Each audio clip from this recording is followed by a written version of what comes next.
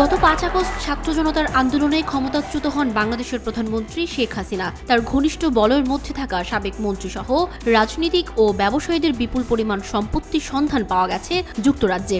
দেশটির আবাসন খাতে তাদের বিনিয়োগ করা সম্পত্তির পরিমাণ ৪০ কোটি পাউন্ড।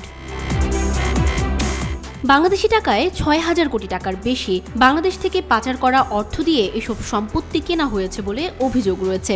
ব্রিটিশ সংবাদ মাধ্যম অবজারভার ও বার্লিন ভিত্তিক দুর্নীতিবিরোধ প্রতিষ্ঠান ট্রান্সপারেন্সি ইন্টারন্যাশনালের যৌথ অনুসন্ধানে এসব তথ্য উঠে এসেছে।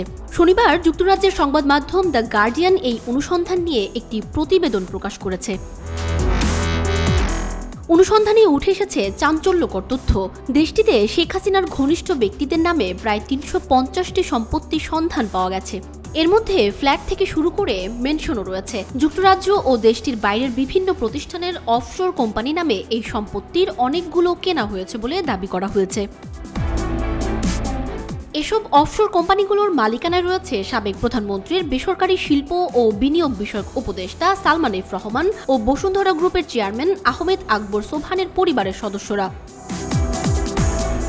এছাড়া সাবেক ভূমিমন্ত্রী সাইফুজ্জামান চৌধুরী, নাসা গ্রুপের চেয়ারম্যান নজরুল ইসলাম মজুমদার ও তাদের পরিবারের সদস্যদেরও অনেক সম্পত্তির মালিকানা রয়েছে।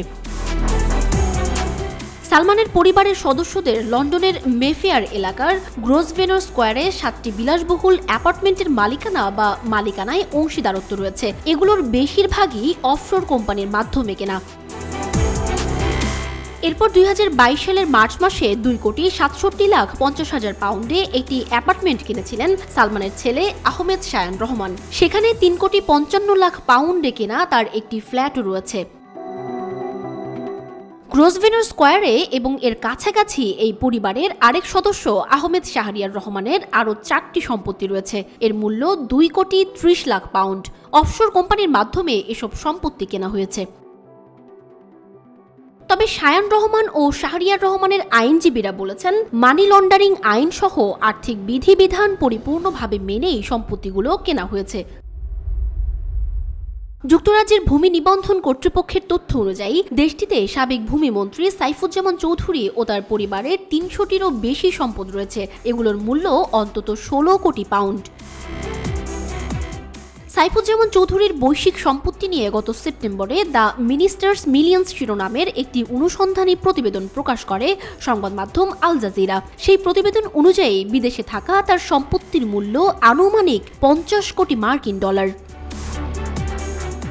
যুক্তরাজ্যের সারে এলাকায় বসুন্ধরা গ্রুপের চেয়ারম্যান আহমেদ আকবর সোবহানের পরিবারের সদস্যদের 2টি সম্পত্তি রয়েছে।